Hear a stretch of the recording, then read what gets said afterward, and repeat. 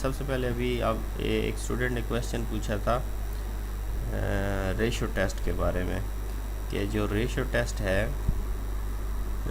उसके about absolute value हम use करते हैं। तो जी बिल्कुल उसके अबाउट एब्सलूट वैल्यू यूज़ की जाती है। उसको डिस्कस फिर हम करते हैं वन की करस्पॉन्डिंग। अगर रेशो टेस्ट यानी उसका मतलब क्या होता है, अगर रेशो टेस्ट पे थोड़ा सा आप गौर करें ना तो एक मिनट, रेशो टेस्ट का मतलब क्या होता है कि कोई सीरीज़ क्या इंक्रीज़ कर रही है या डिक्रीज़ कर रही है। और क्योंकि अगर आप रेशो टेस्ट को ज़रा एक दफ़ा गौर से देखें तो रेशो टेस्ट की जो टर्म्स हैं वो इस तरह लिखी होती हैं, A N divide n+1 divided by A N की एब्सलूट वैल्यू। ठीक है, इसको हम कहते हैं कि दैट इज़ अगर ये लेस देन 1 हो। ठीक है, लेस देन 1 का मतलब क्या बनेगा, ज़रा मैं इसको थोड़ा सा एक्सप्लोर करूँ कि अगर मैं इसको एब्सलूट वैल्यू सेपरेट करूँ और ये एन को उधर क्रॉस मल्टीप्लाई करूँ तो इस मीन के ए एन प्लस 1 की जो एब्सलूट वैल्यू है दैट इज़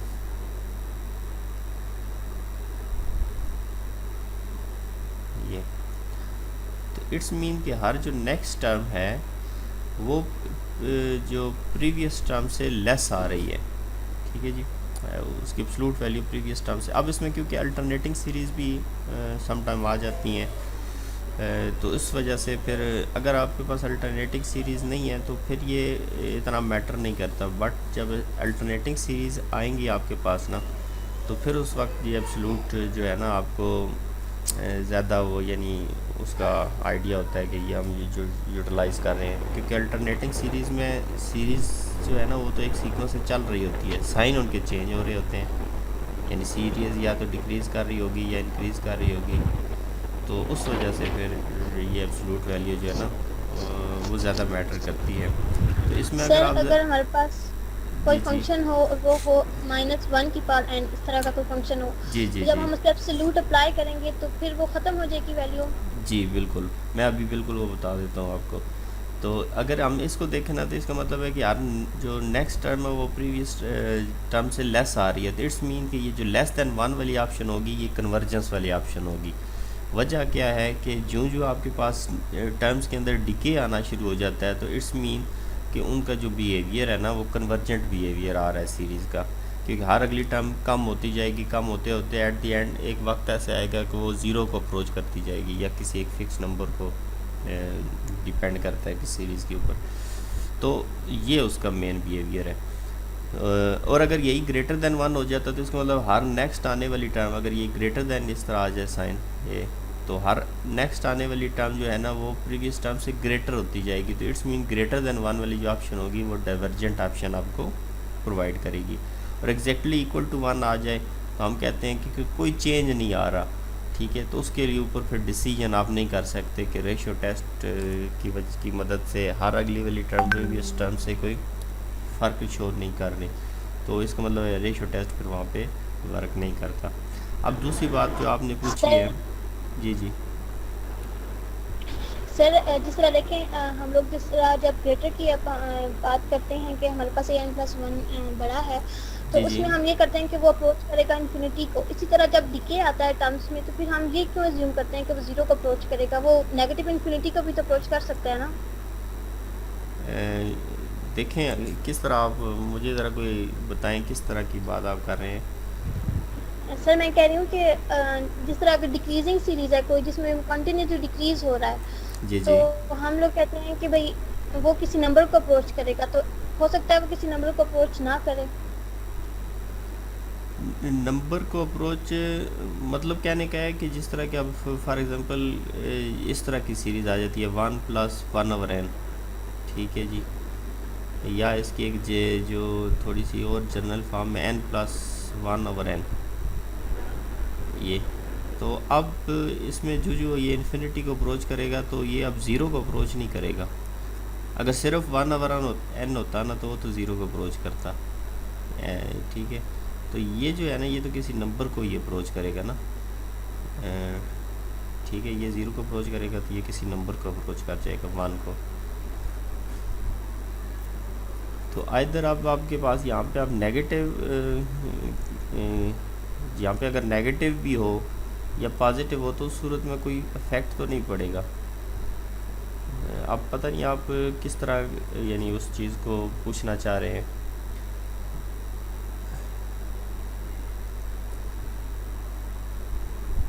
सर अगर कहीं पे रेशियो टेस्ट फेल होता है ना, हम्म। तो सर फिर उसके बाद हम डाइवर्जेंस टेस्ट अप्लाई कर सकते हैं? मतलब एक क्वेश्चन था ना ऐसा। देखिए डाइवर्जेंस टेस्ट की जहाँ तक बात है तो मैं एक दफ़ा फिर एक्सप्लेन कर देता हूँ ताकि जिन्होंने पहले नहीं सुना वो सुन लें। जो डाइवर्जेंस टेस्ट है ना वो आप सबसे पहले इस्तेमाल किया करें। उसका फ़ायदा तब भी है कि आप कोई भी सीरीज़ गिवन है उसकी कन्वर्जेंस डाइवर्जेंस चेक करनी है। सपोज़ मैं कहता हूँ कि आपके पास ए एन एक गिवन है सीरीज़ और ए एन कुछ भी आपके पास गिवन होगा, ठीक हो गया। अब इसकी सबसे पहले आप इस पे ये वाला टेस्ट डाइवर्जेंस टेस्ट अप्लाई करें। डाइवर्जेंस टेस्ट क्या कहता है? वो कहता है कि अगर आप किसी भी इसी तरह से सीक्वेंस की सीरीज़ की nth टर्म के ऊपर अगर limit n approaches to infinity apply करें तो अगर ये इक्वल टू 0 ना आए तो आप कह सकते हैं कि ये जो सीरीज़ है ये डाइवर्ज करेगी। यस ठीक हो सर। गया। जी अब इसका मतलब है फिर आगे चलने की ज़रूरत ही नहीं है आपको। यहाँ से यानी आपका क्वेश्चन ख़त्म हो गया, आपको यहाँ से डिसीजन मिल गया कि ये सीरीज़ डाइवर्ज कर रही है। अब उसके बाद अगर कोई स्टूडेंट कोई और मेथड अप्लाई भी करता है, चाहे वो रेशियो टेस्ट लगाता है, रूट टेस्ट जो भी लगाता है, तो उसका आंसर डाइवर्जेंस ही आएगा, ठीक है ना। यानी ये नहीं हो सकता कि एक मेथड से रिज़ल्ट और आ रहे हैं और दूसरे मेथड से रिज़ल्ट और आ रहे हैं, रिज़ल्ट सेम होंगे। एक मेथड से अगर वो डाइवर्ज कर रहा है तो उस पर अगर कोई और मेथड भी अप्लाई करते हैं तो वो डाइवर्ज करेगा। और अगर ये आंसर 0 आ जाता है तो इट्स मीन कि यहाँ पे फिर आपके पास पॉसिबिलिटीज़ हैं, क्योंकि डाइवर्जेंस टेस्ट तो अब वर्क नहीं कर रहा। डाइवर्जेंस टेस्ट उस वक्त वर्क करेगा जब नॉट इक्वल टू 0 आएगा। अगर 0 आ गया तो इट्स मीन कि फिर अब आप कोई ना कोई टेस्ट अप्लाई करेंगे। यानी अब दो पॉसिबिलिटी है कि ये डाइवर्ज भी कर सकता है और ये कन्वर्ज भी कर सकता है। तो उसके लिए फिर आपको डिफरेंट जो आपने test ratio test root test पढ़े हैं वो अप्लाई कर दें। तो ये जो डाइवर्जेंस टेस्ट है ना, ये उसकी खूबसूरती ये है कि इसके लिए इतनी ज़्यादा कैलकुलेशन की ज़रूरत नहीं पड़ती। आप जस्ट किसी भी सीरीज़ के ऊपर सबसे पहले ये अप्लाई कर दें, अगर तो वो डाइवर्ज कर रही है तो आपको इसी टेस्ट से ही पता चल जाएगा और फर्दर आगे आपको अप्लाई करने की कोई ज़रूरत नहीं है। लेकिन अगर 0 आ गया, डाइवर्जेंस टेस्ट फेल हो गया, तो फिर आप अपने स्पेसिफिकली जो कोई टेस्ट अप्लाई करना चाह रहे हैं उसके ऊपर उसको मूव करके ले जाएं। ठीक होगी बात जी? जी सर ठीक। जी जी सर जी जी डाइवर्जेंस थ्योरम के अलावा अगर हमें कोई भी nth टर्म दी हुई हो और हम ठीक उसके है। ऊपर अप्लाई करें, लिमिट उसके अप्लाई ऊपर करने के बाद लिमिट अच्छा अप्लाई करें, ये अगर डाइवर्जेंस जिसे लॉजिकल जिसे एक एक स्टूडेंट ज़रा पूछ लेना, एक एक पूछें ताकि सबका पॉइंट क्लियर हो जाए। अभी कौन सर पूछ अगर रहा? लिमिट अप्लाई की हुई हो किसी भी nth टर्म पे, लिमिट ठीक अप्लाई है। करने के बाद हमारे पास आंसर आए कोई मतलब एक डेफिनेट नंबर आ जाए, तो हम कहते हैं कि ये सीरीज कन्वर्ज करती है। और अगर आंसर इंफिनिटी आ जाए तो कहते हैं सीरीज डाइवर्ज करती है। ये वाला मेथड भी ठीक होता है फिर? नहीं, ये कैसे मुझे नहीं समझ आ रही कि आप ये कौन से वे से इस्तेमाल कर रहे हैं।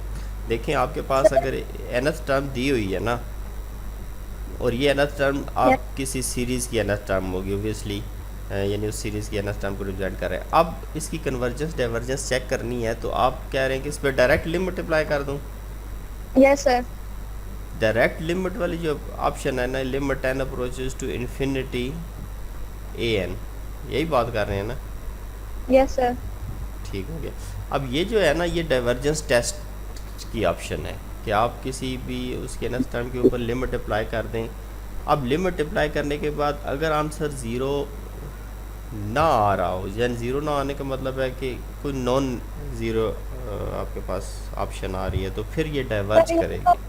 ये तो डाइवर्जेंस थ्योरम है ना, लेकिन मैंने एक जगह ये मेथड भी देखा है कि अगर आंसर डेफिनेट नंबर आ जाता है तो कहते हैं कि सीरीज कन्वर्ज कर रही है, और अगर इंफिनिटी आ जाता है तो कहते हैं कि सीरीज डाइवर्ज कर रही है।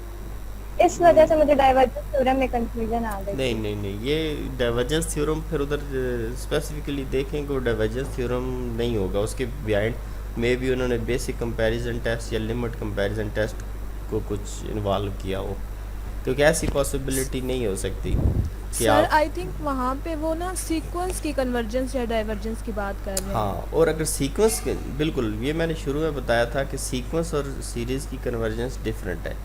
ये जो मैं अभी डाइवर्जेंस टेस्ट बता रहा हूँ ये सीरीज़ के लिए है, it is not for the sequence, ठीक है। अब आपने किसी सीक्वेंस की कन्वर्जेंस या डाइवर्जेंस चेक करनी है तो उसके लिए कोई टेस्ट वगैरह नहीं पड़े हुए। सीक्वेंस की कन्वर्जेंस या डाइवर्जेंस कैसे चेक होती है कि जस्ट उसकी nth टर्म आप लें, जो भी उस सीक्वेंस की nth टर्म होगी उस सीक्वेंस की, उस पे आप अप्लाई कर दें limit n approaches to infinity. अब सीक्वेंस का मतलब क्या होता है? सीक्वेंस का मतलब जी का मतलब अगर हमारे पास सीक्वेंस होना, ये तो सारी सीरीज वाले क्वेश्चन थे, सीक्वेंस में तो हम लोग सिंपली लिमिट अप्लाई कर देंगे लिमिट ना। अप्लाई करते हैं, very good, simple limit apply करते हैं। अगर वो आंसर उसका कोई फाइनाइट नंबर आ जाता है तो हम कहते हैं कि ये इवन कि वो ज़ीरो भी आ सकता है, ज़ीरो आ जाए या कोई नंबर आ जाए तो हम कहते हैं कि ये जो सीक्वेंस है ये कन्वर्जेंट सीक्वेंस है और ये ज़ीरो को कन्वर्ज कर रहा है या वन को कन्वर्ज कर रहा है। और अगर इसका आंसर फाइनाइट नहीं आता, इन्फिनिट हो जाता है, तो हम कहते हैं कि ये जो सीक्वेंस है ये कन्वर्ज नहीं कर रहा है, डाइवर्ज कर रहा है, ठीक। सर मैं इस मेथड की बात कर रही हूँ, ये हाँ, तो सीक्वेंस में हम लगाते हैं। ये सीक्वेंस के लिए है, ये सीरीज़ के लिए नहीं है, ठीक है। तो दो डिफरेंट चीज़ें हैं, सीक्वेंस और सीरीज़। अब एक स्टूडेंट ने इधर एक कमेंट लिखा हुआ था कि सर ये आई थिंक लिमिट पॉइंट के बारे में उन्हें लिखा हुआ था कि लिमिट पॉइंट क्या है। तो जो लिमिट पॉइंट है ना, एक्चुअली वो सीक्वेंस के लिमिट पॉइंट को डिस्कस करते हैं कि जब आप किसी सीक्वेंस की ऊपर लिमिट अप्लाई करते हैं ना, n अप्रोचेस टू इन्फिनिटी, तो वो जिस पॉइंट को कन्वर्ज करता है ना, वो एक्चुअली उस सीक्वेंस का लिमिट पॉइंट होता है। उसको कहते हैं लिमिटिंग पॉइंट भी कहते हैं, लिमिट पॉइंट भी कहते हैं, या पॉइंट ऑफ कन्वर्जेंस भी उसे कहा जाता है। तो ये सीक्वेंस की डिफरेंट अंदर टर्मिनोलॉजी यूटिलाइज होती हैं। जी स्टूडेंट। सर सीरीज के लिए हम लोग नहीं यूज करते पॉइंट ऑफ कन्वर्जेंस, देखिए या सीरीज़ नहीं के फाइंड लिए, किया जा सकता सर? हाँ, सीरीज़ के लिए जो बात होती है ना, उसके लिए उसके सम की बात होती है, ठीक हो गया। कि ये जो सीरीज़ है कन्वर्जेंट है, अच्छा ठीक है जी कन्वर्जेंट है, तो फिर इसका मतलब है उसका सम क्या होगा, ठीक है ना। अब जो लिमिटिंग पॉइंट होता है या जिसको पॉइंट ऑफ कन्वर्जेंस कहा जाता है, वो सीरीज़ के लिए यूटिलाइज होता है, सॉरी सीक्वेंस के लिए यूटिलाइज होता है। सीरीज़ में तो मेन चीज़ होती है उसका सम, यानी कि एक्चुअली देखा जाए तो सीरीज़ में प्लस के साइन आते हैं। तो आप कहते हैं कि जो सीरीज़ है आइदर वो सीरीज़ कन्वर्जेंट है या डाइवर्जेंट है। तो मेन उसके बिहाइंड जो आइडियोलॉजी वर्क करती है वो यही होती है कि उस सीरीज़ का सम फाइंड किया जा सकता है या नहीं किया जा सकता। ओबियसली कन्वर्जेंट सीरीज़ जो होती हैं उनका सम फाइंड किया जा सकता है, उनका कोई फाइनाइट सम होता है, लेकिन डाइवर्जेंट सीरीज़ जो है उनका सम फाइंड नहीं किया जा सकता, क्योंकि वो समझ लें कि उनको काउंट नहीं किया जा सकता, उनका सम, उसके बिहाइंड ये लॉजिक है। सर आपने असाइनमेंट में क्वेश्चन दिया है कि आप point of convergence of series find करें, तो मुझे समझ नहीं आ रही कि हम किस तरह फाइंड करें। देखें उसमें सीरीज़ की बात, एक तो सीरीज़ का सम होगा, फिर या मैं लिखने में गलती होगी, सीरीज़ का सम होगा। और पॉइंट ऑफ कन्वर्जेंस की जब बात की है ना, तो इसका मतलब है उस सीरीज़ की nth टर्म जो है, एक वे में आप उसको ये इस तरह एक्सप्लोर कर सकते हैं कि क्योंकि अगर आप देखा जाए तो सीरीज़ और सीक्वेंस में एक ख़ास किस्म का लिंक होता है। सीरीज़ और सीक्वेंस में फ़र्क एक्चुअली क्या होता है कि जो सीरीज़ है उसमें टर्म्स किस तरह की होती है। सपोज़ ए एन, मैं कहता हूँ मेरे पास ए एन दी हुई है 1/n, ठीक हो गया जी।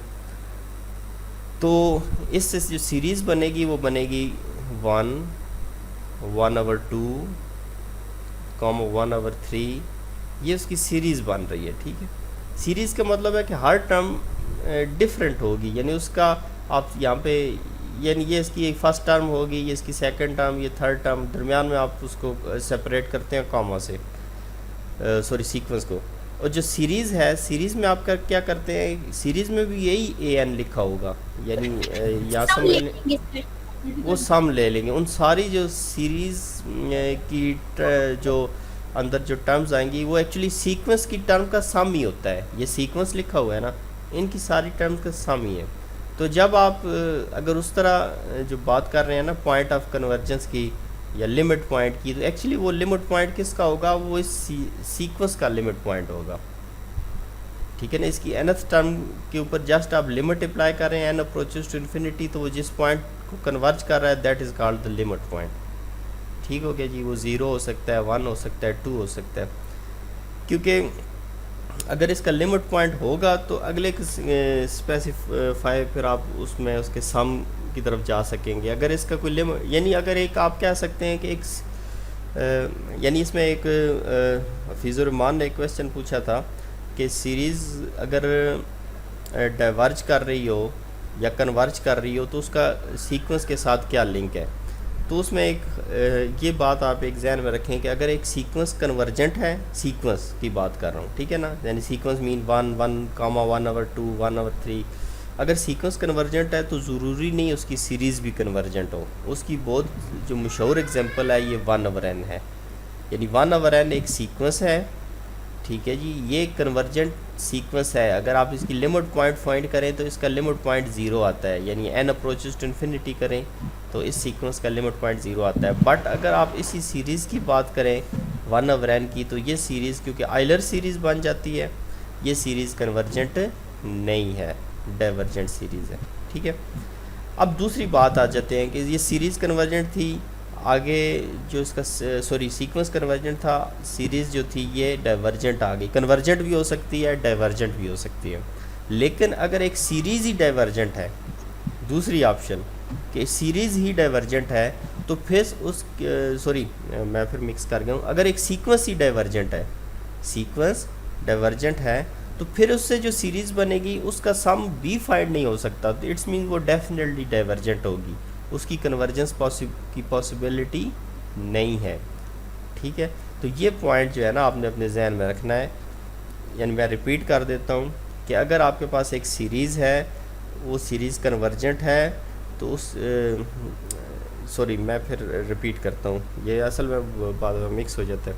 सीक्वेंस, अगर आपके पास एक सीक्वेंस है, अगर वो सीक्वेंस कन्वर्जेंट है तो उससे जो बनने वाली सीरीज़ होगी उसकी nth टर्म से वो कन्वर्ज भी कर सकती है, डाइवर्ज भी कर सकती है। नंबर 2, अगर इसी तरह एक सीक्वेंस इटसेल्फ डाइवर्जेंट है, सीक्वेंस डाइवर्जेंट का मतलब है जैसे मैं आपसे कहूँ कि ये n आप एक सीक्वेंस ले लें, an = n, ठीक है। अब इसमें 1 2 पुट करते जाएंगे तो ये तो इन्फिनिटी को अप्रोच करता जाएगा, ये किसी फिक्स नंबर को अप्रोच ही नहीं करेगा क्योंकि n अप्रोचेस टू इन्फिनिटी करेंगे।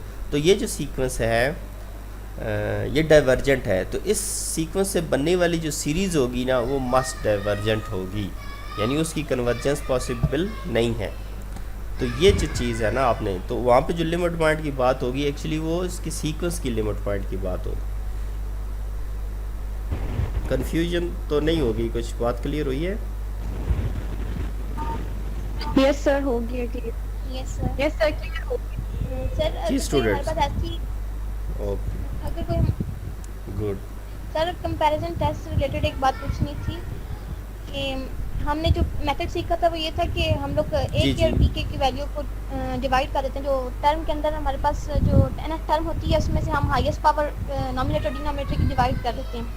तो अगर डिवाइड करने के बाद हमारे पास जो आंसर है वो कोई कांस्टेंट नंबर आ जाए तो उस केस में हम क्या करेंगे? ठीक है। सीरीज कन्वर्जेंट है या डाइवर्जेंट है?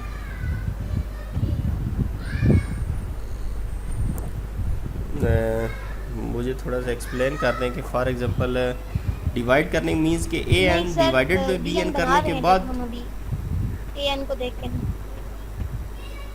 अच्छा बी एन बना रहे हैं। देखें बी एन अगर आप बना रहे हैं ना तो बी एन को कांस्टेंट नंबर आ जाता है, जी सर, सपोज 1 आ 1 जाता है, ऐसे ही है, ठीक है।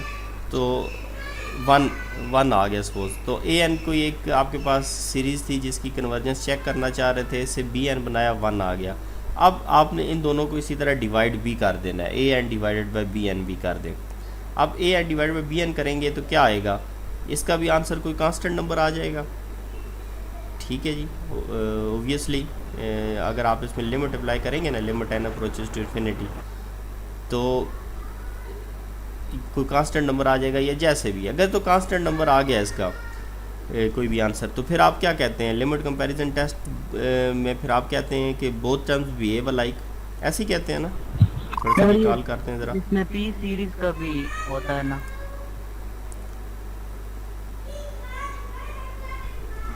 नहीं, वो तो बाद में बात करते हैं ना, मुझे सिर्फ लिमिट कंपैरिजन टेस्ट में थोड़ा सा रिकॉल करें कि अगर आपके पास ए एन डिवाइडेड बी एन और एन अप्रोचेस टू इन्फिनिटी, क्योंकि पी सीरीज अगर कन्वर्ज हो तो दूसरी भी कन्वर्ज ही होती है।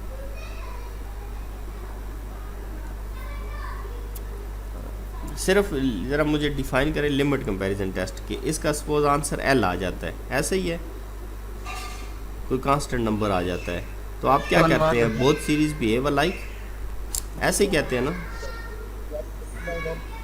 नहीं कन्वर्ज नहीं, both series behave like. Sir आप ठीक कह रहे हैं, ये इसमें या क्या तो कह रहे दोनों हैं? कन्वर्ट करती हैं या तो दोनों डाइवर्ट करेंगी। अगर इसका आंसर हाँ ठीक हो गया जी। मैं यही बात आपको समझाना चाह रहा हूँ कि जब आपके पास इसकी रेशो कोई कांस्टेंट नंबर आ जाती है ए एन और बी एन की, तो आप कहते हैं बोथ सीरीज बिहेव लाइक। अब उनके क्वेश्चन के ऊपर आते हैं, उन्होंने कहा कि अगर इसका कोई बी एन बनाते वक्त कांस्टेंट नंबर आ जाए तो कोई मसला नहीं है, आपके पास जो भी नंबर आ सकता है, आपने जस्ट इस रेशो के ऊपर एम्फिसाइज करना है। ये रेशो फाइंड करें, limit n approaches to infinity लें। अगर तो ये इसका आंसर कोई एल कोई कांस्टेंट कोई फिक्स नंबर आ जाता है, तो आपको फिर आप सीधा डायरेक्ट बी एन के ऊपर सारा एम्फिसाइज हो जाएगा। अगर बी एन यहाँ पे जिस तरह आप कह रहे थे कि 1 आ जाए सपोज, तो 1 तो डाइवर्जेंट सीरीज़ होती है, इसका मतलब है कि बी एन अगर डाइवर्ज करेगी तो ए एन भी डाइवर्ज करेगी बाय लिमिट कंपैरिजन टेस्ट, क्योंकि हमने पढ़ा हुआ है कि अगर लिमिट कंपैरिजन टेस्ट के साथ कोई इसी तरह का कांस्टेंट नंबर आ जाए तो हम कहते हैं बोथ सीरीज बिहेव लाइक। और अगर बी एन इटसेल्फ कन्वर्जेंट थी तो फिर ए एन भी कन्वर्जेंट होगी। तो लिमिट कंपैरिजन टेस्ट में 2 फेज़ हैं कि उसका सारा डिपेंड करता है बी एन के ऊपर। अगर आपके पास इन दोनों की रेशो को कांस्टेंट नंबर बन जाती है तो फिर आप डिसीजन कर सकते हैं कि अगर बी एन जो आपने बनाया है वो कन्वर्ज करता है तो ए एन कन्वर्ज करता है, अगर बी एन डाइवर्ज करता है तो ए एन डाइवर्ज करता है। लेकिन अगर ये रेशो को कांस्टेंट नंबर नहीं बनती तो फिर इट्स मीन्स कि आप डिसीजन ए एन की मदद से बी एन की मदद से ए एन का नहीं कर सकेंगे। तो यही आपने लिमिट कंपैरिजन टेस्ट में यही यानी आपने थीम इसको डेवलप करना होता है कि बोथ सीरीज बिहेव लाइक, यानी आप इसको अगर हमारे ये पास ध्यान में रखें। कोई ऐसी टर्म है जी कि जी जिसमें जो हमारे पास नॉमिनेटर है उसमें 1 है और नीचे जो जी। डिनोमिनेटर है वहाँ पर हमारे पास n का कोई टर्म है, तो हम उसको किससे डिवाइड करेंगे फिर? देखें जी, मुझे बताएं आप ए एन आपके पास क्या है जी? क्वेश्चन आप मुझे बता दें ताकि हम उसको स्पेसिफिकली देख लें। ऊपर आप कह रहे हैं 1 divided n square 1 divided by n square n square है, ठीक हो, एन स्क्वायर -1। बस इसको इस -1 एन स्क्वायर -1, ओके, इसको आपने टेस्ट करना है। ओके, अब आपके पास ऊपर जो इसकी जो हाईएस्ट पावर है वो तो एन की समझ ले, वो तो 0 है, ठीक है ना, मीन्स 1 है, तो इट्स मीन्स कि n रेज टू पावर 0 वही 1 बनता है। तो इसका मतलब है कि इसकी, और डिनोमिनेटर में हाईएस्ट पावर 2 है, तो इसका मतलब है आप इसकी जो बी एन की चॉइस होगी, जो अच्छी एक चॉइस हो सकती है वो एन स्क्वायर हो सकती है, B n is equal to 1/n square, ये वाली, ठीक है। अब ये चॉइस मैंने क्यों ली, देखिए वजह क्या है, एक्चुअल हम लिमिट कंपैरिजन टेस्ट में ये करना चाह रहे हैं कि हम जब ए एन और बी एन मैंने 1/n स्क्वायर क्यों चूज़ किया, 1/n क्यों नहीं चूज़ किया, 1/n क्यूब क्यों नहीं चूज़ किया। मसला ये है कि जब ए एन और बी एन हम बना रहे हैं, इनको जब रेशो ले रहे हैं, यानी इसको जब डिवाइड कर रहे हैं, तो हम चाहते हैं कि इसका जो आंसर आए एट दी एंड वो कोई कांस्टेंट नंबर आ जाए। यानी जब वो कांस्टेंट नंबर आ जाएगा तो फिर हम ये डिसाइड करने में कामयाब हो जाएंगे कि बोथ सीरीज़ बिहेव लाइक। तो क्योंकि जो बी एन हम सेलेक्ट करते हैं वो तो हम अपनी चॉइस से सिलेक्ट करते हैं, वो ऐसी सिलेक्ट करते हैं कि जिसके बारे में हमें इंफॉर्मेशन मिल सके। अगर आप बी एन भी ऐसी चूज़ कर लेते हैं जिसके बारे में आपको नहीं पता, ए एन के बारे में तो वैसे ही आपको नहीं पता, वो तो मालूम करना है, बी एन आपने एक चूज़ कर ली वो भी नहीं पता, तो इट्स मीन कि फिर आपके लिमिट कंपैरिजन टेस्ट लगाने का कोई फ़ायदा नहीं है। कंपैरिजन, लिमिट कंपैरिजन का मतलब ही यही है ना कि आप कंपैरिजन के थ्रू एक लिमिट के एक टर्म, ये जो सीरीज़ की, एक सीरीज़ की कंपैरिजन के थ्रू दूसरी सीरीज़ को जज करते हैं। तो जैसे बी एन मैंने यहाँ पे चूज़ कर लिया, अब मैं इसमें limit n approaches to infinity apply करूँ, ठीक है, तो ये आ जाता है जी ए एन 1/n² -1, और इसका जब रेसिप्रोकल लेंगे तो n² ऊपर शिफ्ट हो जाएगा। अब ऊपर हाईएस्ट पावर n² है, डिनोमिनेटर n² है, तो ये इसको कैंसिल कर देते हैं, तो ये आपके पास अब बन जाएगा 1/1 - 1/n², ये इसकी बन जाएगी। यानी समझ लीजिए कि ऊपर से n² डिनोमिनेटर में से आप n² कॉमन ले लें, और ये लिमिट एन अप्रोचेस टू इसी तरह इन्फिनिटी है आपके पास। तो जब ये अप्लाई होगी तो ये वाला जो पोर्शन है ये क्योंकि ज़ीरो को अप्रोच कर जाएगा, ओवरऑल ये आंसर 1 आ जाएगा। इट्स मीन्स कि 1 आ गया, constant number, both series behave like.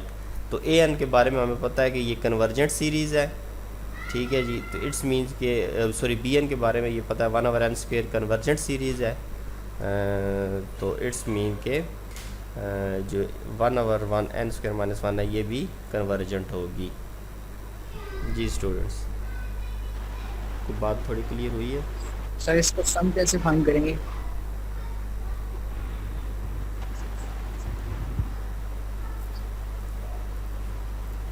अच्छा, सम का फाइंड करने का तरीका फिर वही है कि इसका जो एक आपको मैंने क्या दिया, असाइनमेंट दी थी या क्या, आई थिंक कि इसका आप फिर कुछ इसका वे बना लें, जैसे आप इसकी फ़र्स्ट टर्म फाइंड करें, फिर सेकंड टर्म, फिर उसका सम, तो वो जो पार्शियल सम की एक वे है। ऑब्वियसली हर सीरीज़ का जो सम है ना इतनी इजीली फाइंड भी नहीं किया जा सकता, सीरीज़ के सम फाइंड करने का जो है ना, तो उसमें कुछ ऐसी ट्रिक्स हैं कि जिनके थ्रू आप उनका सम फाइंड कर सकते हैं। जैसे अगर आप इसमें फ़र्स्ट टर्म जो है 1 पुट करें प्लस सेकंड टर्म्स 2 पुट करें, तो आप उनको यानी फ़र्स्ट टर्म को सेकंड में ऐड करें, सेकंड को थर्ड में ऐड करें, ठीक है जी। तो उस लिहाज से बाद दफ़ा कुछ ऐसे सम होते हैं जो टेलीस्कोपिक टाइप सम होते हैं जो इजीली फाइंड हो सकते हैं। जैसे फॉर एग्जांपल मैं आपसे कहूँ कि अगर एक से इस तरह का टर्म दी हो 1/n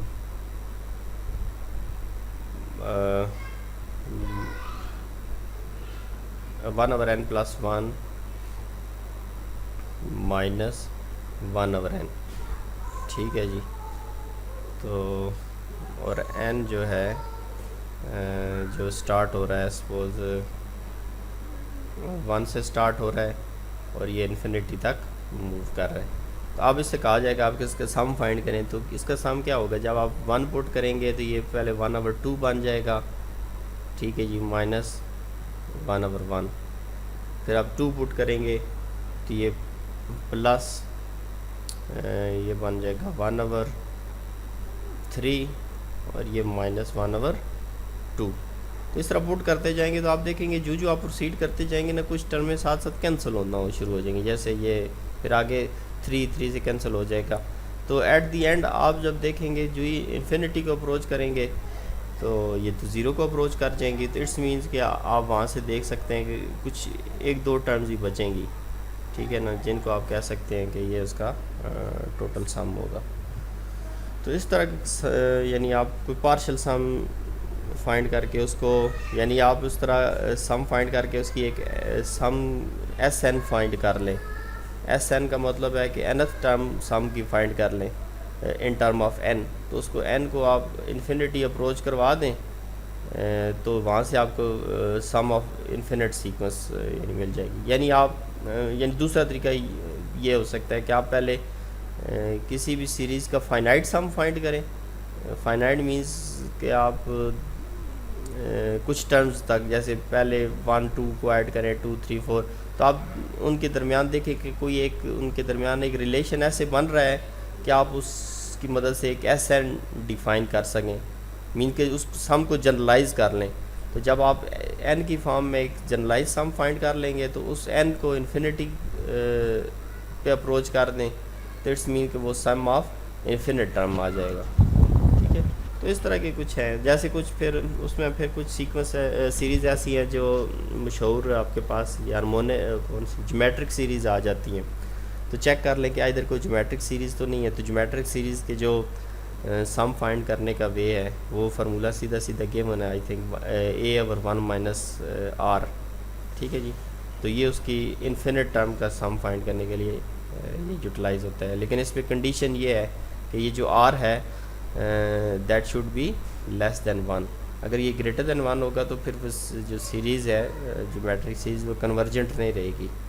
तो कन्वर्जेंस के लिए इसका जो r है, रेशो जो होती है r अगली टर्म को जो प्रीवियस टर्म से डिवाइड करते हैं तो वो रेशो 1 से लेस होनी चाहिए, क्योंकि 1 से ग्रेटर होगी तो उसकी, अगर आपको पता है ज्योमेट्रिक सीरीज में इस तरह पावर बढ़ती जाती है तो वो सर अगर बी एन diverge कर डाइवर्जेंस देगी। है जी। तो ए एन भी डाइवर्जेंस होगा।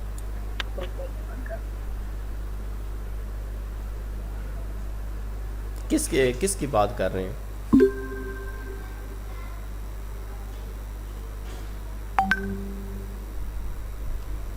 सर जो series n divided by n+1 है तो इसका सम पॉसिबल है कि नहीं? n डिवाइडेड बाय एक मिनट। n+1। कौन सी जी सीरीज?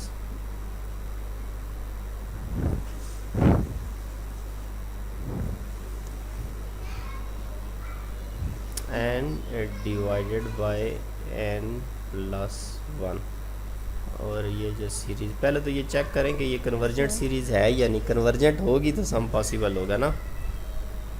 ठीक है, तो ये कन्वर्जेंट है या डाइवर्जेंट है, तो इसका अगर आप चेक करें तो हम ज़रा भी देख लेते हैं कि कन्वर्जेंट है या नहीं है। तो इस सीरीज़ को हम थोड़ा सा ऐसे लिख लेते हैं, n+1 minus 1 divided by n+1। यहाँ से अगर ब्रेक कर दिया जाए तो यहाँ से ब्रेक हो जाएगी, तो आ जाएगा समीशन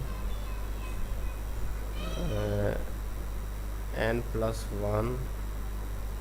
इसको अगर ये थोड़ा सा प्रॉपर वे में अगर लिखना चाहें, प्रॉपर फ्रैक्शन में जैसे, तो -1/n+1, तो ये कैंसल आउट हो जाएगा, 1 आ जाएगा इधर। तो इसका मतलब है कि इसका एक आ जाएगा 1 - 1/n+1। तो ये तो अगर 1 की बात की जाए, इसके दो पार्ट बन जाते हैं, एक 1 और -1/n+1। तो ये तो दोनों डाइवर्जेंट सीरीज़ बन रही हैं इससे, जो मज़ीद 1 भी यानी आप इसमें 1 को भी सम सर आउट नहीं बुक कर में एक सकते, और जगह पे लिखा हुआ है कि 1/n+1 इसका ये भी सम डाइवर्जेंट कन्वर्ट है। कर रहा है 1 को, तो ये सीरीज कन्वर्जेंट है। यस सर, उन्होंने इन्फिनिटी सम कन्वर्ज कर रहा है 1 को। आंसर 1 आ रहा है इसका, तो क्या है कि ये सीरीज कन्वर्जेंट है।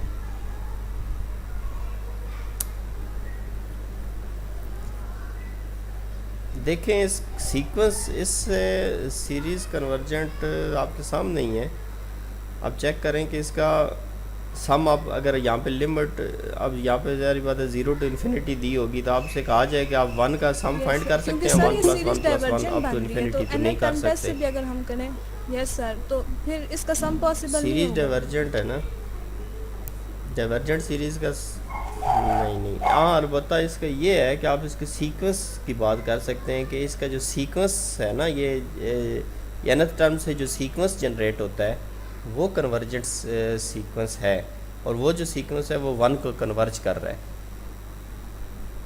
ठीक है, अगर आप इस पर लिमिट अप्लाई करें ना, limit n approaches to infinity, जैसे मैंने आपको पहले बताया ना कि दो डिफरेंट चीज़ें हैं। अगर आप सीक्वेंस की कन्वर्जेंस चेक करते हैं तो ये जो सीक्वेंस है n/1 n+1, ये सीक्वेंस कन्वर्जेंट सीक्वेंस है।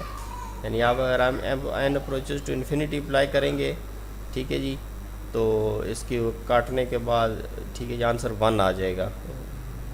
तो इसका मतलब है कि it is a convergent sequence और इसका लिमिट पॉइंट यानी कन्वर्जेंट पॉइंट क्या है वो 1 है। बट सीरीज़ की जब बात की गई तो ये आपके पास एक सीरीज़ जो है ना वो कन्वर्जेंट ओके सर, सीरीज़ नहीं रहती, डाइवर्जेंट सीरीज़। सर जो मोनोटॉनिक सीक्वेंस जी, का जी। बताना होता है वो तो हम बता सकते हैं कि स्ट्रिक्टली इंक्रीजिंग होता है या डिक्रीजिंग होता है या स्ट्रिक्टली इंक्रीजिंग या डिक्रीजिंग ना। सर उसमें हम लोग बाउंडेड जैसे बताते हैं कि वो सीक्वेंस बाउंडेड अबव कर रही है या बिलो कर रही है।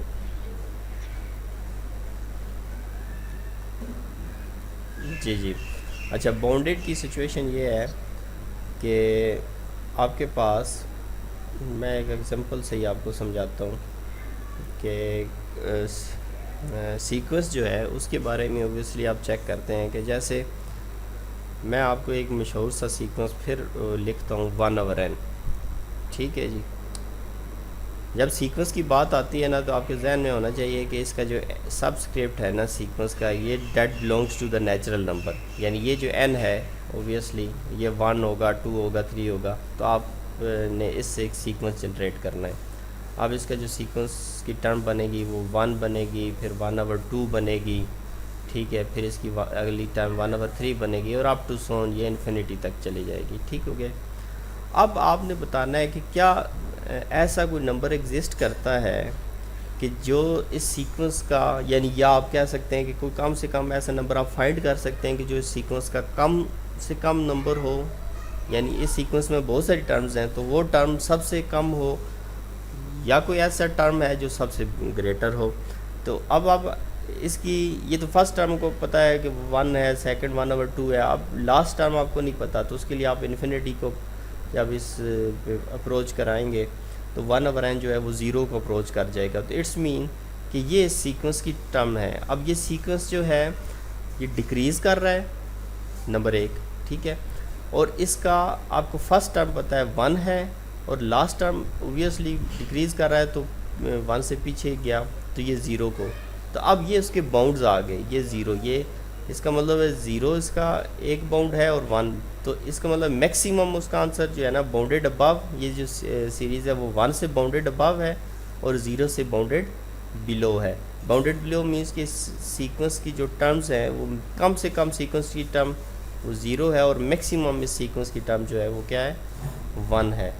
तो ये पॉसिबिलिटी एक होती है कि आप किसी भी सीक्वेंस की जो बाउंडेड अबव और बाउंडेड बिलो किस तरह मैनेज करते हैं या देख सकते हैं। यानी आपसे एक और मैं पूछता हूँ, सपोज आप कहते हैं an = n, अब जो सीक्वेंस इससे बनेगा वो सीक्वेंस बनेगा 1 2 3 4, अब ये तो बढ़ता जाएगा, जो जो इन्फिनिटी को अप्रोच करेगा ये भी तो इन्फिनिटी को अप्रोच करेगा।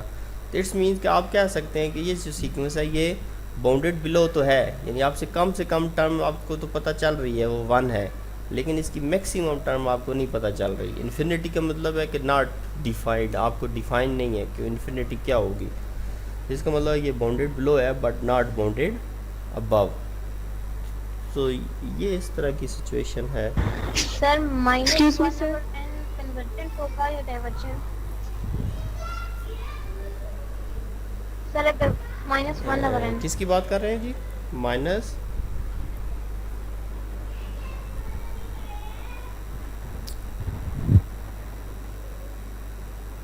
आपके पास ये जो देख लेना सीधा सीधा आपके पास -1/n है और इसकी जो सारी टर्म्स जो है वो नेगेटिव में होंगी, यानी ये आपके पास आ जाएगा -1, ठीक है जी। ये सीक्वेंस की बात कर रहे हैं या इसमें सीरीज़ की, आप सीरीज़ की पूछ रहे हैं? पहले तो ये आप क्लियर कर देना। सर सीरीज -1/n सीरीज़ की बात कर रहे हैं, ठीक है। तो -1 फिर -1/2, तो इसका मतलब इसकी सारी जो टर्म्स हैं वो अल्टरनेटिंग तो नहीं है, इट्स मीन एक तो बात ये है, और दूसरा ये किसी एक सिमत में मूव कर रही हैं, तो ओबियसली ये जो होगी ये एक डाइवर्जेंट सीरीज़ ही होगी और डाइवर्जेंट होगी, और इसमें कोई इसका फाइनाइट सम भी आप ओबियसली नहीं फाइंड कर सकेंगे। तो इसमें तो और कोई चीज़ इतनी इस तरह कोई क्रिटिकल नहीं है। सर सकते कि माइनस को हम समेशन से एक बार ले लें।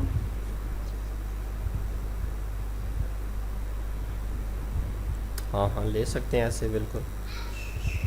यानी आपके पास समीशन की प्रॉपर्टी है ना, वो अगर कोई कांस्टेंट नंबर आ रहा हो जिसके ऊपर, क्योंकि समीशन का मतलब होता है कि इसमें वो टर्म रह सकती है कि जिसके ऊपर समीशन अप्लाई हो रहा हो। यानी समीशन क्योंकि एन के ऊपर अप्लाई हो रहा है, तो एन के अलावा जो कांस्टेंट्स हैं, इवन कि ए बी सी भी अगर आ जाएं तो वो भी आउटसाइड शिफ्ट हो सकते हैं। ठीक है जी, क्योंकि वो उनका इफ़ेक्ट नहीं पड़ता उसके ऊपर। समीशन जस्ट एन के ऊपर है, तो एन आप मूव नहीं करा सकते समीशन से बाहर, उसके अलावा और सारी टर्म्स आप मूव करा सकते हैं। हाँ अलबत्ता ये पॉसिबिलिटी है कि अगर -1 रेज़ टू पावर n आ जाए, ठीक है, और साथ फिर कोई टर्म आ जाए, तो फिर इस -1 रेज़ टू पावर n को समीशन से बाहर मूव नहीं कराया जा सकता, क्योंकि आप ये n के ऊपर डिपेंड करना शुरू हो गया। सर जी सर कंपैरिजन टेस्ट में जो हम पी सीरीज टेस्ट जी। यूज करते हैं उसे एक्सप्लेन कर दें पी सीरीज टेस्ट को। Yes sir. कौन सा पी सीरीज़?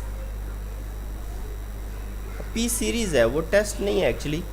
वो एक समझ लें कि एक मशहूर सीरीज़ है, और वो बहुत सारी हेल्पफुल होती है कई जगह पे, और वो उसको हम कहते हैं 1 over n raise to power p। ठीक है, तो इसमें अगर आपके पास जो p है वो less than and equal to 1 हो, तो हम कहते हैं कि ये जो सीरीज़ होगी ये डाइवर्जेंट होगी। ठीक है, और अगर ये p जो हो दैट इज़ ग्रेटर देन 1, तो फिर हम कहते हैं कि ये जो सीरीज़ है ये कन्वर्जेंट होगी। कैसे? For example p less than equal to 1 का मतलब है कि p की जगह यहाँ पे आप 1 पुट कर दें। 1 पुट करेंगे तो 1 ओवर n बन जाएगा, तो 1 ओवर n एक डाइवर्जेंट सीरीज़ है। 1 से लेस कोई भी टर्म पुट कर दें, यहाँ पे n की पावर 1/2 पुट कर दें, 1/3 पुट कर दें, तो वो जो सारी जो सीरीज़ बनेगी वो डाइवर्जेंट होगी। अब p से ग्रेटर पुट कर लें, p से ग्रेटर में कौन कौन सी टर्म आ जाएगी? आप अगर फ्रैक्शन में जाना चाहें तो p से ग्रेटर में 3/2 आ सकता है, 1 ओवर n की पावर 3/2, 3/2 मीन्स 1.5, तो ये आपके पास एक कन्वर्जेंट सीरीज़ होगी। 1 ओवर इसी तरह 1 ओवर n स्क्वायर जो होगी ये कन्वर्जेंट सीरीज़ होगी, 1 ओवर n क्यूब जो होगी ये कन्वर्जेंट सीरीज़ होगी। तो ये एक्चुअली जो उसको इसलिए उसको जनरलाइज्ड फॉर्म में हम इस तरह याद रखते हैं 1 ओवर n की पावर p। ठीक है, तो फिर तमाम ऐसी सीरीज़ जो इस कंडीशन को होल्ड करती हैं उनका हम डिसीजन कर सकते हैं कि इधर वो कन्वर्ज करती हैं या डाइवर्ज करती हैं। सर अगर हमें कोई भी nth टर्म हो जिसमें इसी तरह पावर हो नीचे, मतलब n की कोई भी पावर हो डिनोमिनेटर में, तो उसको हम पी सीरीज के मुताबिक बता सकते हैं कि ये कन्वर्ज करेगी या डाइवर्ज करेगी। जी बिल्कुल। ठीक है सर। जी जी बिल्कुल बिल्कुल। सर अगर कोई नॉन सीरीज हमारे पास आ रही है जिसके बारे में हमें पता हो कि कन्वर्ज करती है डाइवर्ज करती है, तो उसके लिए टेस्ट अप्लाई करना ज़रूरी है, कभी हम किसी टेस्ट से प्रूव कर सकते हैं? ज़रूरी नहीं है, बिल्कुल हाँ, उसके लिए ज़रूरी नहीं है। ये नहीं, उसके लिए आप डायरेक्ट भी कह सकते हैं कि ये कन्वर्ज करती है। और नॉन में आपके पास ज़्यादातर कौन सी आती हैं? ये मशहूर ही आएंगी, 1 over n square, 1 over n की पावर 3/2, यही है, या 1 आ जाती है, सपोज सिंपल आपके पास 1 आ जाए। ठीक है, तो ये जो सारी ऐसी हैं कि इनके बारे में पता है आपके पास, क्योंकि इन्हीं की बेस के ऊपर तो आपके पास फिर बेसिक कंपैरिजन टेस्ट और लिमिट कंपैरिजन टेस्ट वर्क करता है। ठीक है, तो सर अगर हम बिल्कुल बेसिक इनको आप कंपैरिजन डायरेक्टली टेस्ट कह पे सकते जाएं हैं। तो वहाँ पे हमें बी के की जो वैल्यू होती है वो बड़ी आनी चाहिए ए के से। तो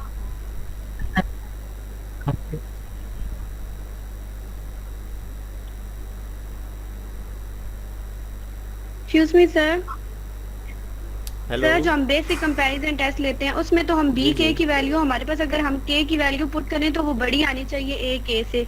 तो जो लिमिट कंपैरिजन टेस्ट है उसमें भी इसी तरह होगा कि बी के की वैल्यू बड़ी आनी चाहिए ए के से। नहीं नहीं नहीं नहीं, लिमिट कंपैरिजन टेस्ट और है। लिमिट कंपैरिजन टेस्ट में आप कहते हैं कि आपके पास ए एन गिवन है, तो आप एक बी एन चूज़ करते हैं, बी एन खुद से सपोज करते हैं, दूसरे लफ्ज़ों में कह लें।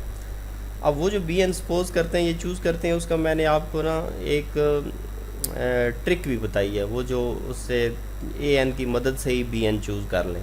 वो ट्रिक है, वो हार्ड एंड फास्ट रूल नहीं है। अगर आप खुद से कोई बी एन खुद ऐसा बना सकते हैं कि अगर आप उन ए एन और बी एन को डिवाइड करें और डिवाइड करने के बाद आंसर कोई कांस्टेंट नंबर आ जाए, यानी लिमिट अप्लाई करने के बाद ए एन और बी एन को डिवाइड करने के बाद कांस्टेंट नंबर आ जाए और जो बी एन आपने चूज़ किया है इसके बारे में आपको पता हो, तो आप कह सकते हैं कि अगर ये कांस्टेंट नंबर आ गया दोनों की लिमिट का, तो देन आप कह सकते हैं कि बोथ सीरीज़ बिहेव अलाइक। यानी लिमिट कंपैरिजन टेस्ट में आपने ये बात याद रखनी है कि बोथ सीरीज़ बिहेव लाइक।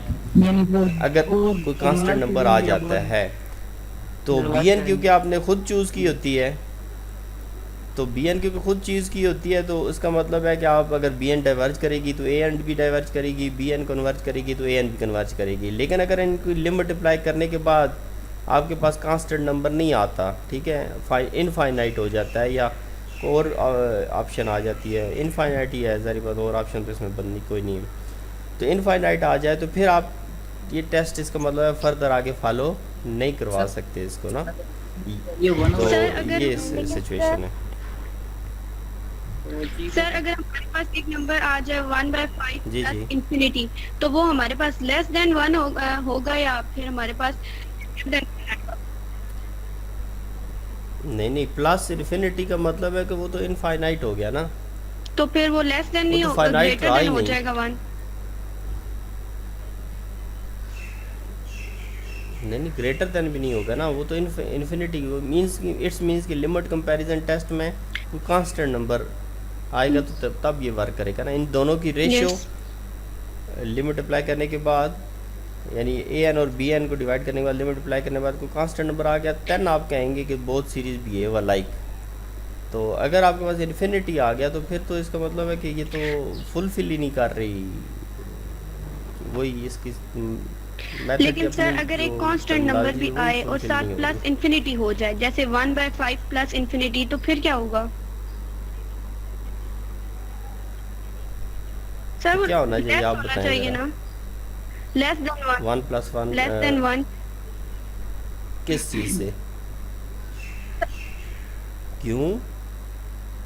देखो आपके पास ये एक समझो इन्फिनिटी जो है आपके पास एक समुंदर पड़ा है, फिर वो उसमें आपने 1/5 ऐड करना है, तो आप क्या समझते हैं कि वो फिर कोई फाइनाइट, वो तो इनफाइनाइट हो जाएगा ना। यस सर, इनफिनिट हो जाएगा। समझ आ रही है बात की? Okay sir. तो वो तो लेस देन 1 तो नहीं होगा ना। सर अगर कांस्टेंट के अलावा कोई और फंक्शन आ जाए तो लिमिट कंपैरिजन टेस्ट फेल हो जाता है फिर? और कांस्टेंट के अलावा और फिर वही आ सकती है, इन्फिनिटी आ सकती है, तो फिर उस पर ज़ाहिर बात है फेल हो जाएगा। फाइनाइट नंबर नहीं आएगा तो फिर इनफाइनाइट ही होगा ना, तो फिर तो आप इसको मतलब डिसाइड नहीं कर सकेंगे। डिस्कस कर दीजिए।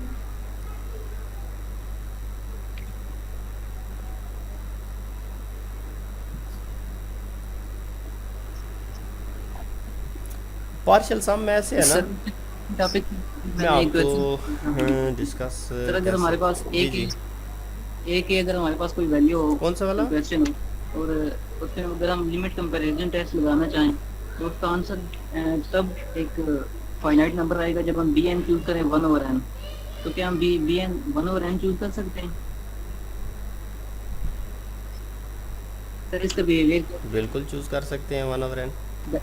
bn 1/n देखे ना, bn 1/n चूज कर लें तो bn के बारे में आपको पता है कि वो डाइवर्ज करती है। नंबर 1 अब अगर आप an और bn जी सर लिमिट कंपैरिजन टेस्ट की बात कर रहे हैं ना, या बेसिक कंपैरिजन की बात कर रहे हैं? लिमिट कंपैरिजन में an और bn का कोई आपस में ताल्लुक ज़रूरी नहीं है कि वो लेस हो या ग्रेटर हो, वो बेसिक कंपैरिजन टेस्ट में है। ठीक है, लिमिट कंपैरिजन टेस्ट में आपने जस्ट an और bn चूज़ करके उनको डिवाइड करना है। ठीक है जी, सिंपल, सबसे सिंपल केस डिवाइड करना है। लिमिट कंपैरिजन इसलिए इजी भी है, उसमें आपने किसी बेसिक कंपैरिजन टेस्ट थोड़ा सा मुश्किल स्टूडेंट्स को इसलिए लगता है कि उसमें दो सीरीज़ का आपने पहले तो दोनों को चेक करना है कि उसमें कौन सी सीरीज़ बड़ी है और कौन सी छोटी है। लिमिट कंपैरिजन टेस्ट में सीरीज़ का आपस में चेक करना ज़रूरी नहीं है, आपने जस्ट an गिवन है, bn सेलेक्ट करना है, an और bn को डिवाइड करना है, ए एन और बी एन को डिवाइड करने के बाद आंसर का फाइनाइट नंबर यानी कांस्टेंट नंबर आना चाहिए। ठीक हो गया जी। अगर तो ये फाइनाइट नंबर या कोई कांस्टेंट नंबर आ गया तो फिर बी एन जो है ना, अगर डाइवर्ज करती है तो ए एन भी डाइवर्ज करेगी, अगर बी एन कन्वर्ज करती है तो ए एन भी कन्वर्ज करेगी। बस इतना सा यानी इसके सर आइडिया। सर मैं रेशियो टेस्ट के क्वेश्चंस कर रही थी, उनमें एक जगह था कि rho is equals to limit k approaches to infinity 1 + 1 by our k की होल पावर के, उसको उन्होंने लिखा हुआ था कि ये इक्वल होता है ई के जो कि ग्रेटर देन होता है 1। तो इस तरह बताया गया था कि सीरीज जो है वो डाइवर्ज करेगी। ये सर कोई फार्मूला है? कौन सा मुझे नहीं क्लियर हो रहा, मुझे लिखवाएं। क्या है जी? Limit k approaches to infinity, rho is equal to limit k approaches to infinity 1 + 1 by k bracket 1 whole की पावर के 1 बाय के होल की पावर के। हाँ, तो ये आपके पास क्या है? ये तो बड़ा मशहूर वो एक्सपोनेंशियल फंक्शन का फार्मूला नहीं है? एक्सपोनेंशियल फंक्शन लिमिट में पढ़ा है ना आपने? वो नहीं पढ़ा? वो limit n approaches to infinity 1 + 1 over n whole raise to power n के पास ये वाला फार्मूला आ जाएगा तो हम बस डायरेक्ट लिख देंगे ये e के इक्वल है जो कि ग्रेटर देन 1 है।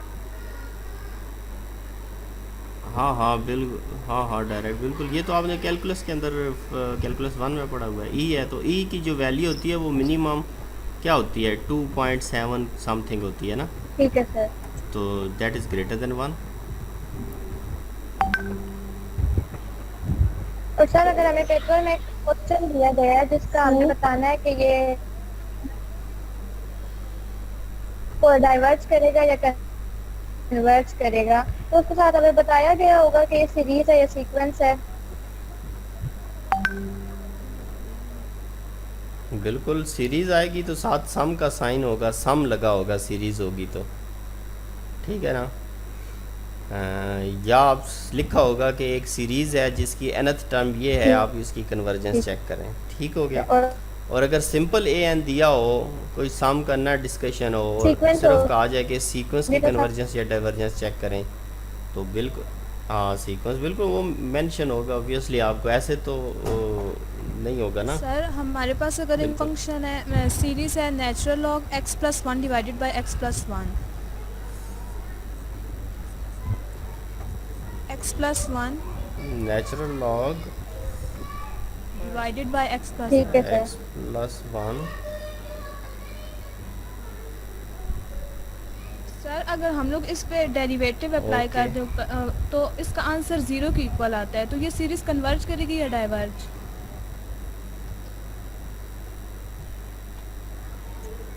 क्या मतलब मुझे आप बताएं कि आप करना क्या है? ये nth टर्म में लिमिट अप्रोच कर रही है इन्फिनिटी को। Yes sir. तो ये x नहीं होगा, फिर n होगा ना यहाँ पे, नेचुरल होगा n + 1 ओवर है ना? तो अगर ये इधर n है सर सीरीज है और ये सीक्वेंस है या सीरीज है?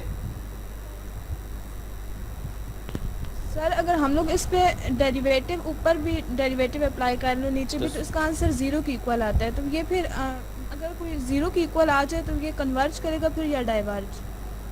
अगर हम 0 के इक्वल आ जाए तो देखे ना, ये अगर सीरीज़ है तो सबसे पहले आप ज़री बात आपके जहन में आएगा कि हम इस पर डाइवर्जेंस टेस्ट लगा लेते हैं, ऐसे ही है। तो अगर डाइवर्जेंस टेस्ट आप अप्लाई करते हैं limit n approaches to infinity an, तो इधर भी limit n approaches to infinity apply करते हैं। अब यहाँ पे जब इन्फिनिटी अप्लाई करते हैं तो आप देखें कि ऊपर इन्फिनिटी और इन्फिनिटी फॉर्म बन जाती है। तो एल हॉपिटल रूल की मदद से, क्योंकि ये अब लिमिट का क्वेश्चन बन गया ना, तो एल हॉपिटल रूल की मदद से आप इसका क्या करेंगे कि नोमिनेटर का भी डेरिवेटिव लेंगे और डिनोमिनेटर का, क्योंकि डेरिवेटिव लेने का मेन आपको मकसद पता हो ना कि डेरिवेटिव आप क्यों ले रहे हैं। वो इस वजह से ले रहे हैं कि आप इसका एल हॉपिटल रूल लगा रहे हैं। तो डिनोमिनेटर में डेरिवेटिव 1 हो जाएगा इसका 1/n। अब जब लिमिट अप्लाई करेंगे तो ये जो 1/n है ये 0 को अप्रोच कर जाएगा, +1 डिवाइडेड बाय 1, तो ओवरऑल आंसर इसका 0 नहीं आएगा बल्कि इसका सॉरी अच्छा टोटल है, सॉरी ये total whole divided by 1n + 1 है। तो इसको फिर इसका मतलब इसको हम ऐसे लिख सकते हैं 1/n + 1, ठीक है। तो अब लिमिट अप्लाई करेंगे तो ये 0 को अप्रोच कर जाएगा। जब 0 को अप्रोच कर जाएगा तो इसका मतलब है कि डाइवर्जेंस टेस्ट तो कहता है कि अगर नॉट इक्वल टू 0 हो तो डाइवर्ज करेगा, अगर इक्वल टू 0 आ जाए तो इसका मतलब है अब डाइवर्जेंस टेस्ट वर्क नहीं कर रहा। अब आपने कोई इसके ऊपर कोई और टेस्ट अप्लाई करना है इसकी कन्वर्जेंस या डाइवर्जेंस चेक करने के लिए। तो आप डायरेक्ट आप यहाँ से इसकी ये नहीं कह सकते कि ये कन्वर्ज कर रहे हैं, ठीक है। अब आप फिर इसका मतलब रेशियो टेस्ट के ऊपर चले जाएं, लिमिट कंपैरिजन टेस्ट के ऊपर चले जाएं, जो भी वर्क करता है तो उसके तहत आप इसको डिसाइड कर लें।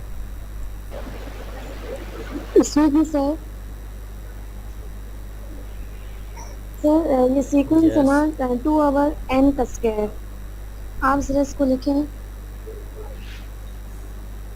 एक मिनट, क्या है जी 2/n सीक्वेंस का an स्क्वायर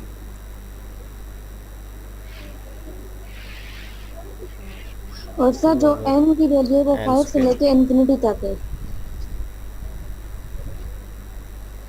इन्फिनिटी तक है। n की यस वैल्यू सर। 5 से लेके सर ये सीक्वेंस जो है वो तक है, स्ट्रिक्टली ठीक डिक्रीजिंग है।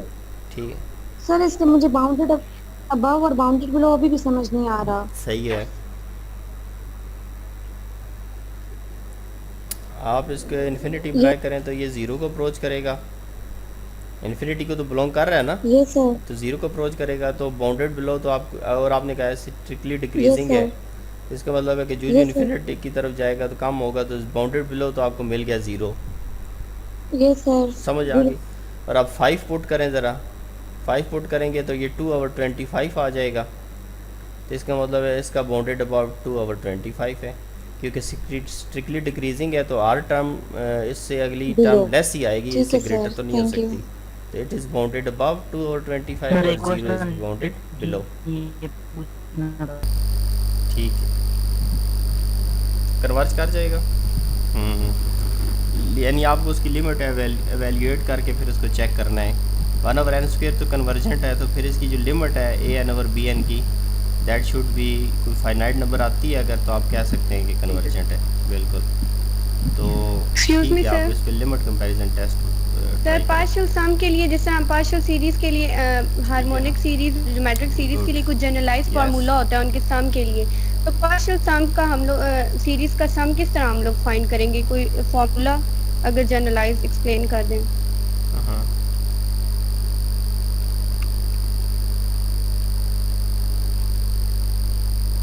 फार्मूला आपको खुद उसमें डिपेंड करता है, मैं थोड़ा एक्सप्लेन कर देता हूँ कि पार्शियल सम का एक्चुअली मतलब क्या है।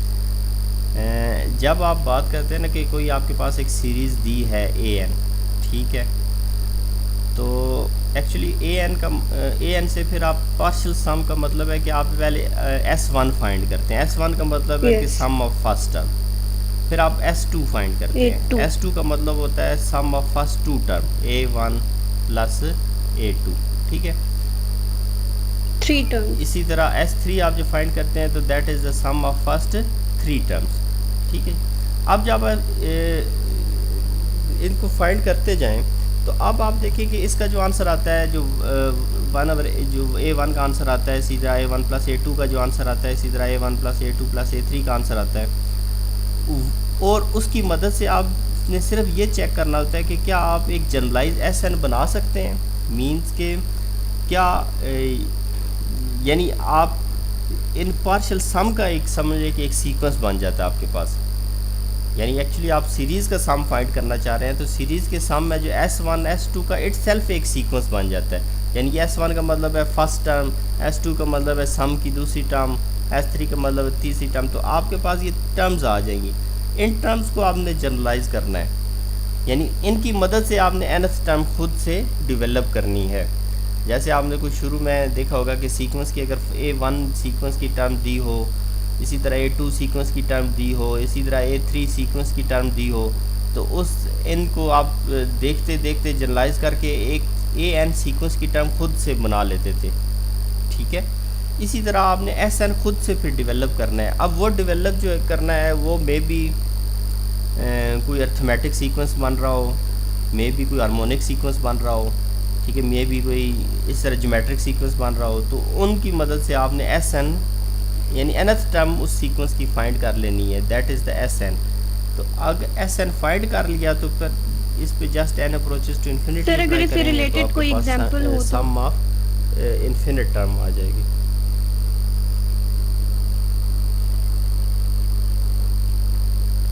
एग्जांपल एक थी नहीं उधर कहीं मैंने देखी थी सर लेक्चर में जो थी वो तो 1 और -1 1 और -1 इस तरह सीरीज बन रही थी। यस तो वही उन्होंने एक्सप्लेन की हुई है पार्शियल सम के थ्रू ना। हाँ, तो फिर कोई और एग्जांपल या जो आप सर इसका आप सम करने का जो मेथड बता रहे हैं टेलीस्कोपिक सीरीज तो यही मेथड हम लगाते हैं ना सम फाइंड करने के लिए। जी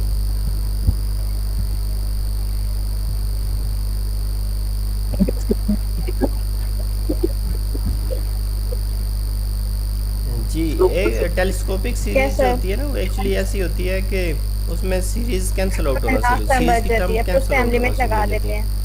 एक फर्स्ट टर्म बच जाती है और एक लास्ट टर्म बच जाती है, तो उस पे लिमिट अप्लाई कर देते हैं तो आंसर आ जाता है। अब ये जो बात वो एक समझिए कि स्पेशल केस आपके पास बन जाता है कि उसमें तो बहुत आसानी हो जाती है ना। ये जो मैं बता रहा हूँ ना इसमें यानी आपको मैं एक एग्जांपल के तौर पे, अब मेरे जहन में ऐसा कोई एग्जांपल वैसे नहीं आ रही, लेकिन मैं आपको एक जस्ट आपको समझाने के लिए एक्सप्लेन करता हूँ। चले मैं कहता हूँ कि आपके पास एक सीरीज़ है, उस an उसकी सीरीज़ है, उस सीरीज़ की an टर्म भी गिवन है, तो आपने सीरीज़ का सम फाइंड करना है। तो आपने सबसे पहले s1 फाइंड किया, सपोज an कुछ भी था, आपने s1 फाइंड किया। मैं कहता हूँ कि आपके पास जो s1 है ना सपोज वो 1/2 आ गया, ठीक है। फिर मैं कहता हूँ जी आपने s2 फाइंड किया। s2 का मतलब है कि a1 फर्स्ट टर्म और सेकंड टर्म को आपने ऐड किया, क्योंकि इसको आप ओपन करें ना तो आपके पास फर्स्ट टर्म और सेकंड टर्म आ जाएगी an की मदद से। इसको ऐड किया तो सपोज उसका आंसर आ गया जी 2/3 आ गया, ठीक हो गया जी। इसी तरह मैं कहता हूँ आपने नेक्स्ट स्टेज पे s3 फाइंड किया, s3 को सम किया, इसी तरह a1 + a2 + a3 को सम किया तो आपके पास आंसर 3/4 आ गया।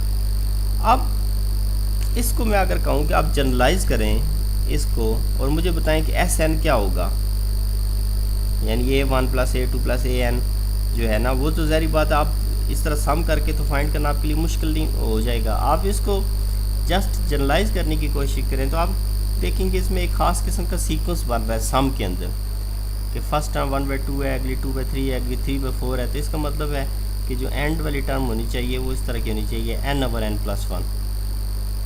यस सर,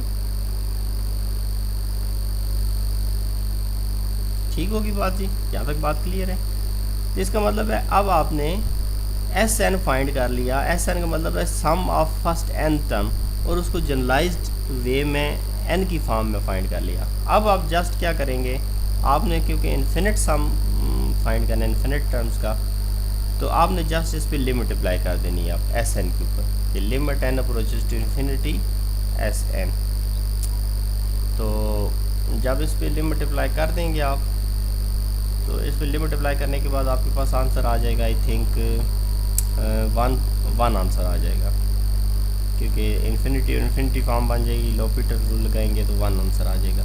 इसका मतलब है कि इस सीरीज़ का जो सम है वो आपके पास 1 बन रहा है। अब सीरीज़ क्योंकि मुझे नहीं पता थी, कोई जनरलाइज कोई भी सीरीज़ हो सकती है, लेकिन मैंने सिर्फ आपको समझाने के लिए ये बात की कि ये अगर सपोज इस तरह का उसका बिहेवियर आ रहा था उस सीरीज़ की पार्शियल सम का, तो इसका मतलब है कि जहाँ पे जो भी सीरीज़ होगी उसकी इस तरह पार्शियल सम आप फाइंड कर लेंगे। उसके पार्शियल सम का बिहेवियर अगर आप sn निकाल लें तो इट्स मीन आपके लिए उस सीरीज़ का सम फाइंड करना इजी हो जाएगा।